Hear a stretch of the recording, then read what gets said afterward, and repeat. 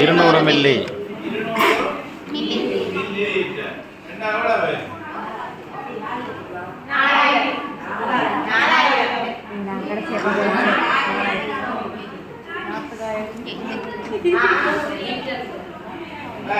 இது என்ன செய்யணும்? 1000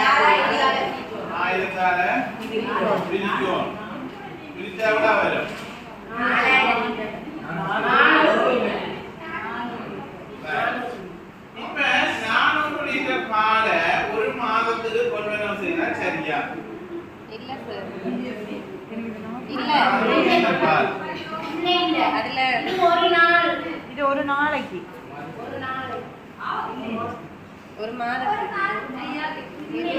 ஒரு நாளைக்கு 40 லிட்டர் பால் சார். ஒரு நாளைக்கு 40 லிட்டர் பால் கொள்வனை செய்தா சரி. 20 லிட்டர்.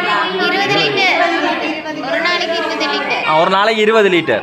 20 லிட்டர் பால். இது 20 நாளைக்கான கணக்கு. ஒரு நாளைக்கு எத்தனை கப் பண்ணணும்? 100. எனக்கு ஒரு கட்டு அனுப்பி விடுறேன். எனக்கு ஒன் டைம் 200 மில்லி. இது எவ்வளவு வருது? 2000 மில்லி.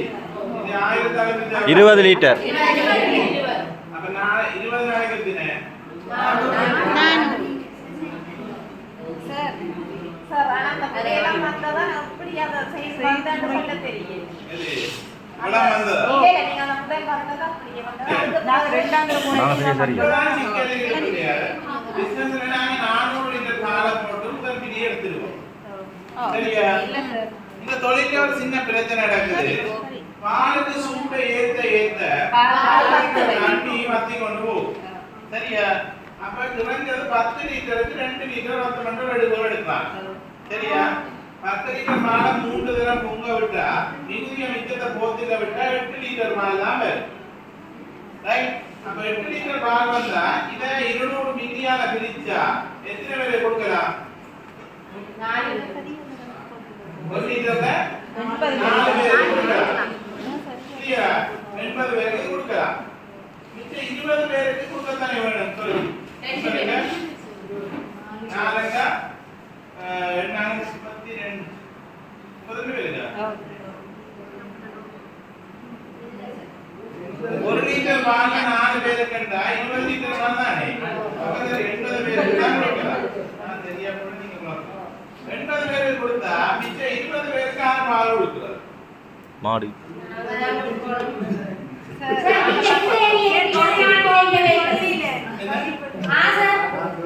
நீங்க கூட வாங்குறதை நினைப்பீங்கன்னு நான் நினைக்கிறேன். நாங்க உங்களோட பிரகாரம்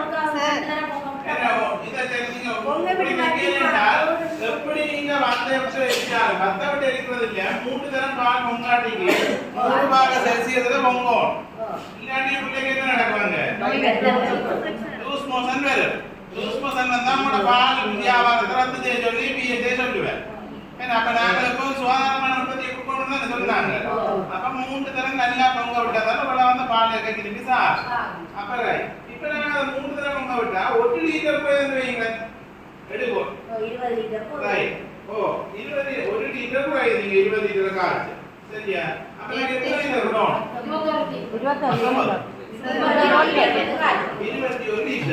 21 லிட்டரோட நாங்கள் ஏதாவது எக்ஸ்ட்ராவா அங்கே பிரச்சனை இருந்தானே அதுக்கு 1 வீதம் அல்லது 2 வீதம் சேர்த்து கட் பண்ணுங்க மூல பொருளுக்கு. அப்ப நாங்க என்ன செய்வோம்? இதுக்கு மேலதிகமா 20 அல்லது 22 லிட்டர் காசு 1 லிட்டர் கூட விட. அப்ப 22 லிட்டர் பால் நீங்க ஒரு நாளைக்கு வாங்கணும். கிளியரா? இதுல நான் மேனேஜ் பண்ணிட்டேன். 22 லிட்டர் 200 ரூபாய் படி. இதுக்கு என்ன பேர்? எவ்வளவு? சரி. இப்ப நாங்க சொல்லி இருக்கோம் 10 கிலோக்கு 10 லிட்டர் பாலுக்கு 1 கிலோ கட்டணம் போட்டா காணும். அப்ப இதுக்கு எத்தனை கிலோ கட்டணம் போடணும்? 2 kilo 200 gram. 2 kilo 200 gram. 2 kilo 200 gram கட்டணம் போடும். இதுக்கு விலை என்ன? ஒரு 760 760.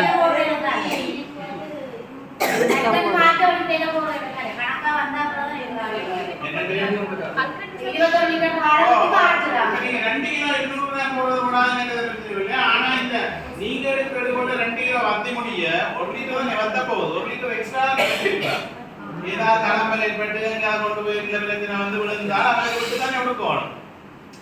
நாங்கள் கொண்டு போய் நாளைக்கு வந்து இங்கே சின்ன சின்ன ஊத்துட்டு போனால் அங்கே அவர் ஒரு கடைசி பிள்ளைக்கு பால் கொடுக்கிறாங்க என்ன வேலை பிரச்சனை வரும் தானே. அப்ப இந்த 1 லிட்டர் பால் தண்ணீர் கூட தானே வேணும். இல்லக்கா நான் சொல்றது 2 கிலோ 200 கிராம் கற்கண்டுக்கு போடணும். எவ்வளவு 836. இதை விட என்ன வேணும்? கப் 1 டே கப். 1 டே கப் வந்து மூலப்பொருளா இல்லையா? மூலப்பொருள்ல பால் கற்கண்டை தவிர வேற என்ன வேணும்?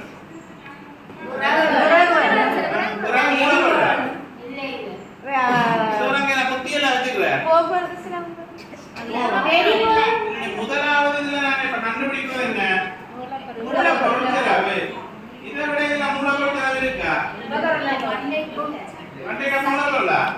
இப்ப வந்து சமைக்கிறவருக்கு அது மூலப்பொருளா?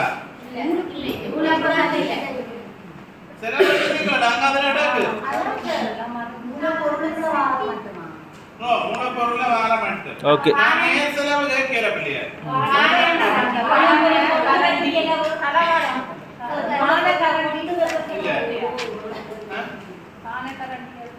பானகரண்டி எல்லாம் உபகரணம். இன்றைக்கு அதில் தான் காய்ச்ச போறோம், நாளைக்கு அதில் தான் காய்ச்ச போறோம்.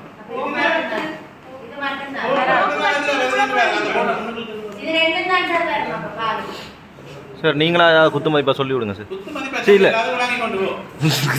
குத்து மதிப்பா இது எது கிடக்கு? மூலப்பொருள் மட்டும் தான் கிடக்கு. இது முதல்ல அவசரம். இது முடிஞ்சதோ? இல்ல. சரி. ஏனடா? நீங்களே சொல்லுங்க சார் முடிஞ்சேன்னு. மூலப்பொருள் எவ்வளவு ஏற்படுது செலவு? யாருக்கா டவுட் இருக்கா? இல்ல. சரி. அடுத்து என்ன செலவு சார் சொல்லிருக்காரு? நேர் செலவுல அங்க என்ன சார் சொல்லி? ஊழியர் செலவு. ஊழியருக்கு என்ன கொடுக்கும்? சம்பளம் கொடுக்கணும். அவருக்கு சம்பளம் கொடுக்கறால் விடிய 22 லிட்டர் பாலை கொண்டு வந்து அதை காய்ச்சி பள்ளிக்கூடத்துல கொண்டே கொடுக்குற வரைக்கும் அவருக்கு சம்பளம் இருக்கு. எத்தனை மணி நேரம் வேணும்? ஒரு இடத்துல போய் பால் எடுத்து வந்து அதை காய்ச்சி அவர் திருப்பி பள்ளிக்கூடத்துல கொண்டே கொடுத்துட்டு வீட்டை போகும். 4 மணி நேரம். எத்தனை மணி நேரம்? 4 மணி நேரம். பால் கொடுக்க 100 பேருக்கு லைன் ரெண்டு கொடுக்கணும். 4 மணி நேரம் கொடுக்கல லைன் ரெண்டு தானே கொடுக்கணும். அப்போ நான் 3.5 மணி நேரம். உதாரணத்தை சொல்றேன். நீங்க தான் என்னோட பார்க்க போறீங்க. 3 மணி நேரம் அவருக்கு நாங்க சம்பளம் கொடுப்போம். எப்படி சம்பளம் கணிக்கிறோம்? இவர் ஒரு ஆண் ஊழியர் வச்சுக்கொள்ளும். ஆண் ஊழியர் எப்படி சம்பளம் கணிக்கணும்? சமுதாய சம்பள கணக்குல சமுதாயத்தில் ஒரு நாள் சம்பளத்தை 8 மணித்தியாலத்தால விதிக்கவர். ஏன் 8 மணித்தியாலம்? எந்த ஒரு வேலையாலும் 8 மணித்தியாலம் வேலை செய்தால் அவருக்கு முழு நாள் சம்பளம் கொடுக்கும். கிளியரா? இது தொழில் ஒரு திறனற்ற தொழிலாளி. சரியா? திறன் தொழிலாளி என்று வேற இருக்கு. வேற திறன் தொழிலாளர்கள் skill labours. Skill labours mason, carpenter, electrician, plumber இவைகளால செய்யக்கூடிய வேலையை எங்களால செய்யலாம். அவைக்கு சம்பளம் வித்தியாசப்படும். இது ஒரு சாதாரண வேலை. இதுக்கு ஊத்து 3 தரம் உங்களோட கற்கண்ட போடு படிச்சு கிளாஸுக்கு விடு. இது இந்த பிள்ளை செய்யும் தானே. இவர் ஒரு திறனற்ற ஊழியர். இவருக்கு 2500 ரூபாய் கொடுத்தா சரி ஒரு நாள் சம்பளம். இது 8 ஆள விதிக்க போறோம். இது வரைக்கும் வேற பிரச்சனையா? இல்ல. 8வது எவ்வளவு? 312 ரூபாய். 50%. ரைட். 50% என்றால் இவருக்கு எத்தனை மணி நேரம் நாங்க காசு கொடுக்கணும்? 3 மணி நேரம் சம்பளம் மட்டும்தான் நாங்க பிசினஸ் ஆல இவருக்கு சம்பளமா கொடுப்போம். கிளியரா?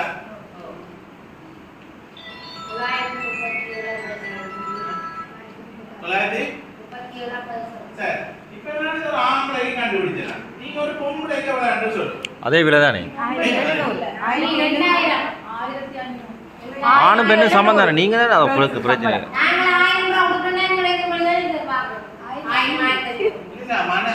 நீங்க ஒரு வேலைக்கு தானே அதை கொடுக்குறீங்க.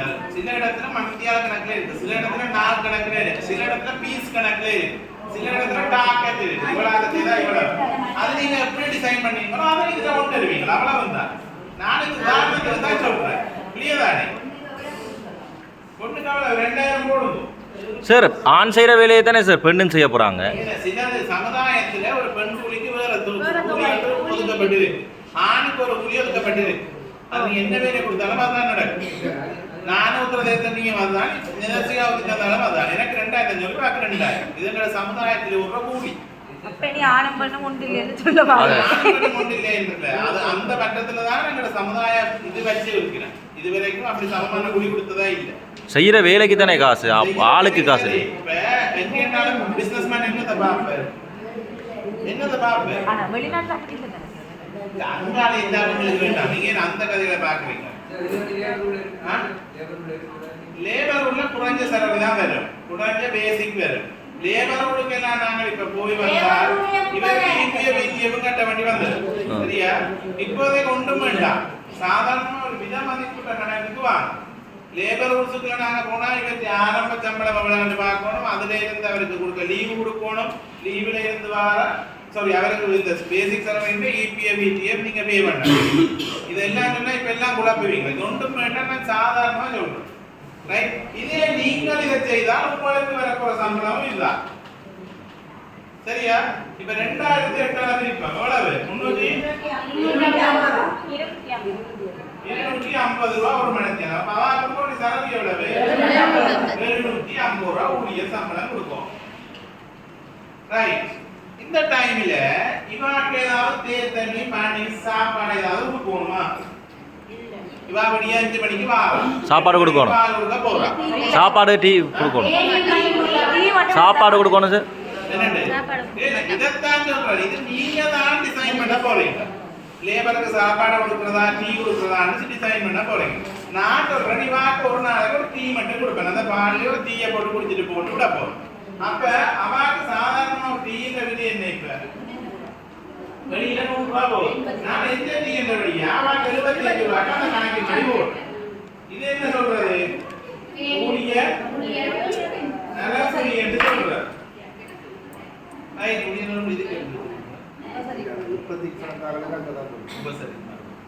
சரி, ஊழியர் உபசரி பண்ணி போனுங்களேன்.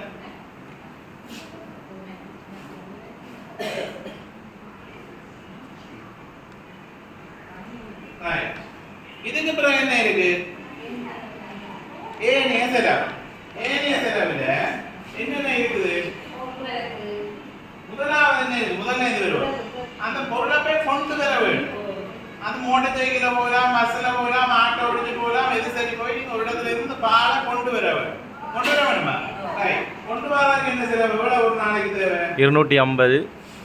கொண்டு வருவதற்கான செலவு எவ்வளவு தேவை, 250 ரூபா. ஒரு லிட்டர் 2 லிட்டர் ஆட்டோல போறேன்டா. சரி, 100 ரூபாய் போடுங்க சார். அப்படியெல்லாம் போடலாது, அது விநியோக செலவு. நான் சொல்ல வரது தெளிவாக அது விநியோக செலவு. நாங்க கொண்டு போறோம் எல்லாத்தையும் சேர்த்து அடிச்சுடுவோம் சார். இப்ப ஆட்டோ பிடிச்சா 250 ரூபா எடுப்பேன் சார். சும்மா போறேன், இது அடிக்கடி கொண்டு வரதுக்கு போகக்கூடாது. என்ன செய்யணும், பால் மட்டும்தான் நாங்க அடிக்கடிக்கு போவோம். கற்கண்டு எல்லாம் ஒரு கிழமைக்கு ஸ்டாக் பண்ணிடும். என்ன, ஒரு கிழமைக்கு ஸ்டாக் பண்ற மாதிரி தான் நீங்க உங்களோட நிதியை திட்டமிட வேண்டும். ஒவ்வொரு நாளும் கடைக்கு போறீங்க, பெட்ரோலை வச்சு கற்கண்டு வாங்க போறேன், மண்டே கப் வாங்க போறேன். இது என்ன செய்கிறது, எடுக்க வேண்டிய கட்டாயத்து தேவை இருக்கிறபடிய ஒவ்வொரு நாளும் பால் எடுக்க வேண்டும் என்றால் எடுக்க வேண்டும். சிலது இப்ப எனக்கு 50 மூட்டை மாவு வேணும் என்றால் நான் ஒவ்வொரு நாளும் தலைவரப்ப ஒரு மூட்டையா தூக்கி கொண்டு வரேன். 25 மூட்டையாவது நான் ஸ்டாக்ல வச்சிருக்கோம். அதுக்குரிய காசை திட்டமிட்டு வச்சிருக்கோம் நீங்க உங்களோட கையில். ரைட், இது சார் நான் வித்து போட்டு வர காசு மாவாங்க. நான் அப்ப உங்களால செலவை குறைக்க இயலாது, விலையை குறைக்க இயலாது, போட்டியாளரோட போட்டி போட்டு விற்க இயலாது. இதுவரைக்கும் கிளியரோ, இது எவ்வளவு தூரம் கட்டுப்படுத்திடுமோ அவ்வளவு தூரம் கட்டுப்படுத்தணும். பல்க் அமௌண்டா கொண்டு வந்து வச்சிருவோம். ஆகல கூடவும் இல்லை குறையவும் இல்லை, ஒரு பல்தலையாத தன்மையில நீங்க பாவிக்கக்கூடிய அளவுக்கு இதை நாங்க வச்சிருவோம். இது எங்களுக்கு கண்ட்ராக்ட் ஆயிடுதானே 3 வருஷத்துக்கு இந்த பிசினஸ். அப்ப பயப்படாம நாங்க இதுல கொஞ்சத்தை ஸ்டாக் பண்ணலாம், எந்த பிரச்சனையும் இல்லை. ரைட், இப்ப இது கொண்டு வர கூடி. அடுத்தது என்ன, விறகு எரிபொருள் செலவு. இது என்ன வரும், கேஸ் விறகோ நீங்க விறகு பொறுக்கி எடுத்தாலும் சரி, கேஸ் எடுத்தாலும் சரி, அல்லது கரண்ட்ல ஏதாவது குக்கர்ல செய்தாலும் சரி, ஏதாவது ஒரு எரிபொருள் அந்த பாலை காய்ச்சல் வரைக்கும் செலவாகி கொண்டு இருக்கும். ரைட், அப்ப உங்களுக்கு தெரியணும் எவ்வளவு எத்தனை ரூபா விறகு போகுது அல்லது எத்தனை ரூபா கேஸ் போகுதுன்றதை நீங்க கண்டுபிடிக்க வேண்டும். ரைட் கண்டுபிடிச்சதன் பிற்பாடு அதுக்கு ஒரு செலவினத்தை நாங்கள் இதில் ஆட் பண்ணோம். அப்போ உதாரணமாக ஒரு சிலிண்டர் எடுத்தால் எனக்கு ஒரு மாதத்துக்கு இந்த பால் காய்ச்ச காணும் என்று நீங்கள் ஒரு ஒரு எப்படி ஒரு தொழில் உங்களுக்கு ஒரு அனுபவம் இருக்குன்னு தானே அதன்படி காணும்னு நினைச்சா அந்த ஒரு சிலிண்டரை ஒரு மாதத்துக்கு நாங்கள் பிரிப்போம். ரைட் அப்போ ஒரு நாளைக்கு சராசரி ஏன்னா சும்மா இதில் போட்டு நீங்கள் உங்களுடைய பார்க்கணும் 200 ரூபாய் எனக்கு எரிபொருள் போகும். இது நான் கேஷ் இல்லை நானே தான் பிறகு சேகரிக்கிறேன் என்றால் அந்த பிறகு சேகரிக்கிறதுக்கு நீங்கள் செலவுற மனத்தியால கூலி இதில் வரவு என்ன விளங்குதா? நீங்க பிறகு சேகரிக்க போவீங்க தானே அதில் ஒரு மனித கூலிய வேஸ்டாக தானே வெளியில போறீங்க அந்த கூலியை நாங்கள் இதில் இந்த செலவை எடுத்துக்கொள்ளும். நீங்க ஒன்று பிறகு தானே சேர்த்து அந்த காலையில் வாங்கியிருப்பீங்க இது சரி அது இல்லை. அடுத்தது மின்சாரம் புதிய 4 மணிக்கு 5 மணிக்கு வந்தால் புதிய ஒரு கரண்ட் பில் ஏன்னா இந்த கரண்ட் பில்ல சராசரியா ஒரு நாளைக்கு எவ்வளவு உற்பத்தியில போகுதுன்னு தான் விற்பனையிடம் இல்லை தானே அப்ப இது உற்பத்தியிடம் தானே உற்பத்தியில எவ்வளவு கரண்ட் போகுதுன்னா எனக்கு சராசரி ஒரு நாளைக்கு 200 ரூபாய் வருது 20 நாளைக்கு 400 ரூபாய் பில் வருது வைங்களேன் 20 ரூபாய் அதில் ஏற்படும் கிளியரா? ரைட் இதுக்கு பிறகு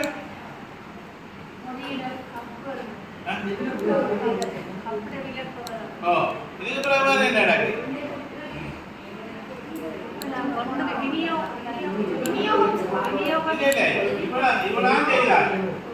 இப்ப எதுக்கு போனோம் அந்த உற்பத்தியில நாங்கள் ஈடுபடுத்துற இயந்திர உபகரண தளபாடங்கள் கட்டிடங்கள் தேய்மானம் போடும். கிளியரா? ரைட் இப்ப தேய்மானம் எப்படி கண்டுபிடிக்கணும் தெரியுமா? என்னண்டு சரி இப்ப தேய்மானம் சொல்லி தர போறாங்க. தேய்மானம் டி-ஷர்ட்டை போட்டு வர சொல்லுங்க எல்லாம் அந்த டி-ஷர்ட்டை போட்டு அவதானத்தில் ஒன்று 2 நீங்க போய் செய்ய வேணும். தேய்மானம்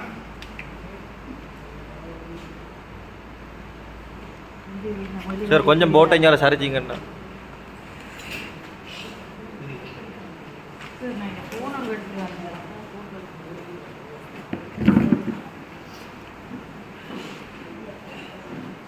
இதுல முதலாவது கொள்வனவு திகதி இதுல பொருள் இது கொள்வனவு பெறுமதி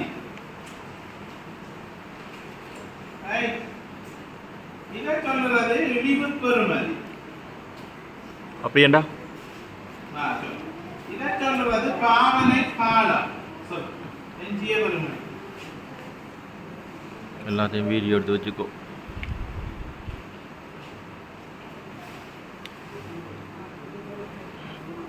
இதை சொல்றது பாவனை காலம்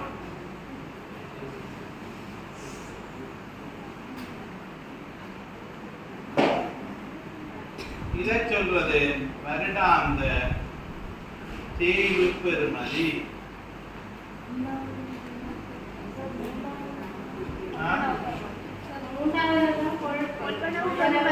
இது கொள்வனவு பெறுமதி இதுல 2 நம்ம வைப்போம்.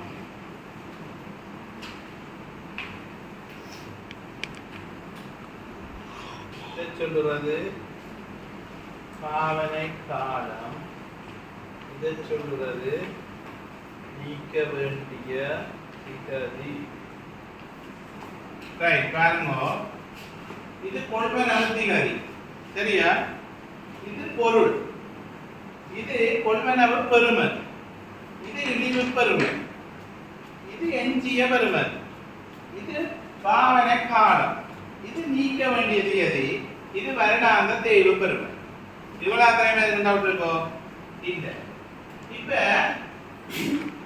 1/1/2025 நான் ஒரு சோஜி மெஷின் ஒன்று கொண்டு வா.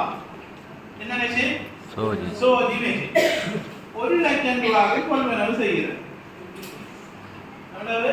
1 லட்சம் ரூபாய். இந்த சோஜி மெஷின் நான் சொல்ற பாவன காலத்துக்கு தானே இந்த பாவன காலத்துக்கு பிறகு அந்த மெஷினை நாங்க விற்க போற ஒரு பெறுமதி இருக்கும் தானே. உங்களுக்கு அந்த தெரியும் ஒரு நாளைக்கு எத்தனை சட்டை தைக்க போறோம் எத்தனை பிளவுஸ் அடிக்க போறோம் எவ்வளவு காலம் இந்த மெஷின் என்னோட தொடர்ச்சியா பாவிக்கும் என்று நீங்க நினைக்கிற ஒரு கால் அல்லது சிறிது கம்பெனி வாரண்டி தரும். இத்தனை வருஷத்துக்கு தான் இத்தனை வருஷத்துக்கு மேலே பாவிக்கிறாது அந்த வாரண்டி கால் ரைட். சிலதுக்கு எத்தனை பீஸ் தரும் சிலோட போட்டோ காப்பி சொல்லும் 1 லட்சம் பிரதிகள். அப்ப 1 லட்சத்துக்கு தான் தேய்மானம் எடுப்பான். 1,01,000 முதலாவது பிரதிக்கு திருப்பி எடுக்க மாட்டோம். 1 லட்சத்தோட அந்த போட்டோ காப்பி பீஸ்ல நாங்க நீக்க வேண்டும். கிளியரா? ரைட். இப்போ இதுல பாருங்க, இந்த பாவனைக்காரன் நான் சொல்றேன், நான் சராசரியா தைக்கிறோடால் 10 வருஷம் இந்த மிஷினை வச்சு பாவிப்பேன் எடுக்கோர் எடுக்கிறேன். இது என்ன? இது 10 வருஷம் பாவிப்பேன் எடுக்கோர் எடுக்கிறேன். 10 வருஷம் முடிய இந்த சோஜி மெஷினை இரும்புக்காரனுக்காவது விற்கலாம். யாருக்காவது? இரும்புக்காவது விற்கலாம். அதைத்தான் சொல்றது இழிவு பெறுமதி. என்ன சொல்றது? இழிவு பெறுமதி. இந்த இழிவு பெறுமதி எத்தனை ரூபாய் விற்கலாம்? நீங்க ஒரு மனதில் வைப்பீங்க, 10 வருஷம் முடிய இந்த மேசி என்ன விலைக்கு விற்கலாம், அந்த காசை நீங்க இதுல போடும். நான் சொல்றேன், இந்த மேசி நான் 10,000க்கு 10 வருஷம் முடிய வித்துடுவேன். கிளியரா? இதுவரைக்கும் டவுட் இருக்கா? இருக்கு திரும்பியா டவுட் தானே? விளங்கில சார். இந்த 10 1 லட்சத்துக்கு நான் ஒரு மிஷின் எடுத்துக்கொண்டு வரேன், நான் தைக்கிறேன். தச்சு முடிய நான் சொல்றேன், எனக்கு ஒரு 10 வருஷம் இந்த மிஷின் என்னோட நின்று வேலை செய்யும். அதுக்கு பிறகு இது சரி வராது, தூக்கி போடணும். தூக்கி போடுற இந்த மிஷினை ஒரு கொஞ்சம் காசுக்கு விற்கலாம். யாருக்கு? இரண்டாவது மார்க்கெட்டுக்கு விற்கலாம். அது யாருக்காவது விற்கலாம். அட்லீஸ்ட் இரும்புக்காரனுக்காக விற்கலாம். குறைஞ்சது இரும்புக்காரனுக்காக விற்கலாம். நான் 10,000 இதை விற்கிறேன்னு சொல்றேன். இப்ப இது நான் 90,000 இதுல இருந்து இதை கழிச்சு வர 90,000 தான் எஞ்சிய பெறுமதி. எவ்வளவு? எஞ்சிய பெறுமதி. இந்த எஞ்சிய பெறுமதிய 10 வருஷத்தால பிரிச்சு வர கால பகுதி தொகை தான் தேய்வு பெறுமதி. அப்ப எவ்வளவு? ஒரு வருஷத்துக்கு இந்த தையல் மிஷின் எவ்வளவு? அதே இது 9,000 ரூபாய் தேய்வு. கிளியரோ? ரைட். இப்போ இந்த 2025 வாங்கின மிஷினை நான் எப்ப நீக்கணும்? 10 வருஷம் கழிச்சு 2035 நீக்கணும். அப்ப நான் இதுல போட போறேன் 31/12/2035 அஞ்சோட 34/45 நான் இந்த மிஷினை நீக்கி போட்டு புது மிஷினை கொண்டு வர வேண்டும். கிளியரா? இப்படியே உங்கள்ட்ட இருக்கிற இயந்திரம் முழுக்கை இந்த ஒரு அட்டவணையில் எழுதவும். சரியா? இதுக்கு பேர் தேய்மானம் இயந்திரம். விளங்குதா? கிளியரா? இதுக்கு அடுத்தது ஒரு பேஜில் எடுத்து எழுதணும் தேய்மானம் கட்டிடம். அதுக்கு இதே எழுதும். அதுக்கு அடுத்த ஒரு பேஜில் எழுதணும் தேய்மானம் உபகரணம். கிளியரா? ஒவ்வொரு பேஜில் நீங்க உங்கள்ட்ட இருக்கிறதெல்லாம் எழுதுவோம். இதுல இல்ல, இப்படி அட்டவணை அடிச்சு இது தேய்மானம் இயந்திரம். இயந்திரம் முழுக்க இதுல கொண்டு வருவீங்க. உங்கள்ட்ட இருக்கிற மெஷினரிஸ். மெஷினரிஸ் என்ன? நீக்க வேண்டியது தையல் மிஷின், கட்டை மிஷின், ஓலோக்கு எல்லாம் வச்சிருப்பீங்க தானே? அதுகளை எல்லாம் இதுல எழுதுவீங்க. உபகரணம் என்ன?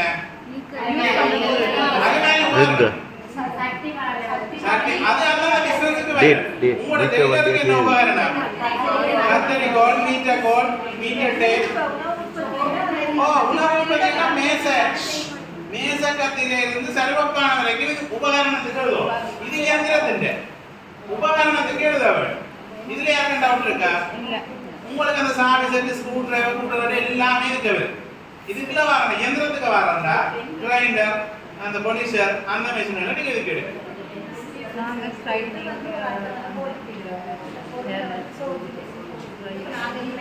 உங்களோட இயந்திரத்தை எழுதுவீங்க. அடுத்தது இன்னொரு பக்கம் இருக்குதானே? இதுல இந்த பக்கம் இந்த 2 பக்கத்தையும் நாங்க இயந்திரத்துக்கு ஒதுக்கி வைக்கிறோம்.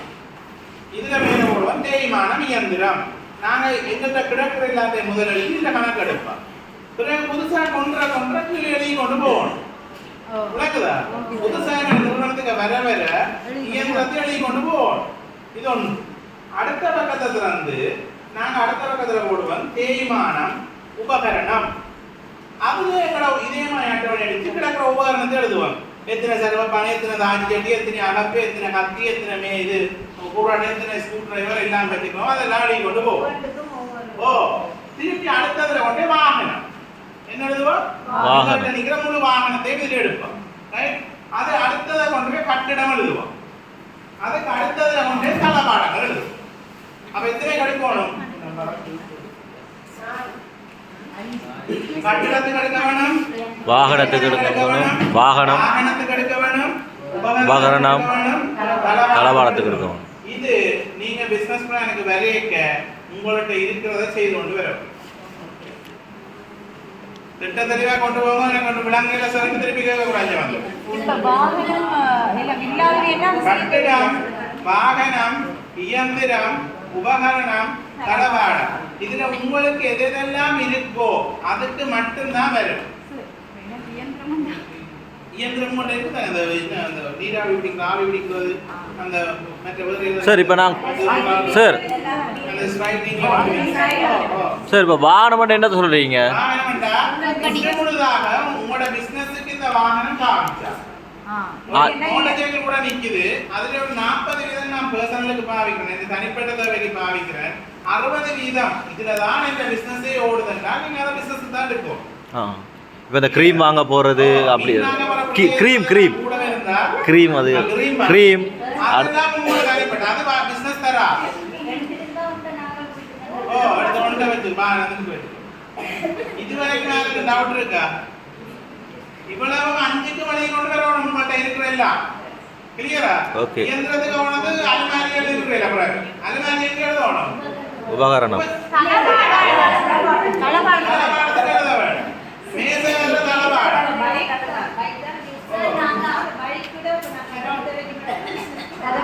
கூட எதுக்கு பாவிக்கிறீங்களோ பிசினஸ் கூட இந்த பைக் நாளைக்கு அரை மணி கால வீடியோ போடல செய்யலாம்னா பிசினஸ்க்கு எடுக்கும். இல்லை வேறு பைக் நாட்டுக்கு ஏதாவது செய்து இந்த பிசினஸ் ஓடலாம்னா நீங்க அதுக்கு போடுங்க. கிளியரா? யூடியூப்ல அப்லோட் பண்ணி லிங்க் அனுப்பி. கட்டியிருந்தா கட்டிடம் எடுக்கணும். கட்டிடம் கட்டல என்றால் நீங்கள் அதுக்கு என்ன எடுக்கணும்? அந்த கட்டடத்தை பார்ட்டிஷன் செய்த ஒரு வருமதி இருக்குதானே, பார்ட்டிஷன் செய்திருப்பீங்க. ராக்கெல் அதுகள் எல்லாத்தையும் நீங்க தளவாடத்துக்கு ஒன்றே சேர்த்து விடும்.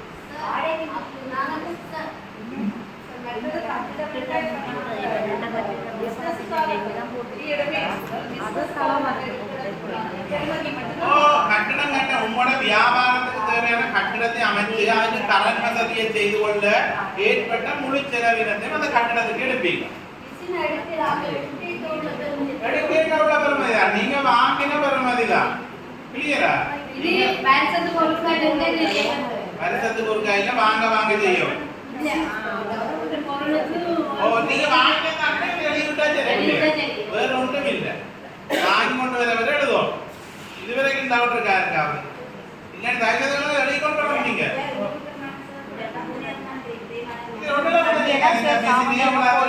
நீங்க நினைக்கிறா நீங்க என்ன நினைக்கிறீங்களோ அந்த காசு இந்த மிஷினை நான் எவ்வளவு விற்பேன். ரைட்? அட்லீஸ்ட் பிளாஸ்டிக் கார்டுக்காக வைக்கலாம் தானே. இந்த பழைய பித்தளை காசு வச்சுக்கலாம். இந்த கொண்டு போய் 20 ரூபாய் 50 ரூபாய் கொண்டு வச்சுருக்கேன் கொடுத்துடலாம் தானே. அதுதானே தைரிய பெறுமதி. நான் சும்மா ஒரு 10,000 போட்டுருக்கேன். அதுக்காக நீங்க 10,000 தான் போடணும்னு இல்லை. நீங்க நினைக்கிற காசு. இதுவரைக்கும் யாருக்காவது டவுட் இருந்தா தயவு செய்து கேளு.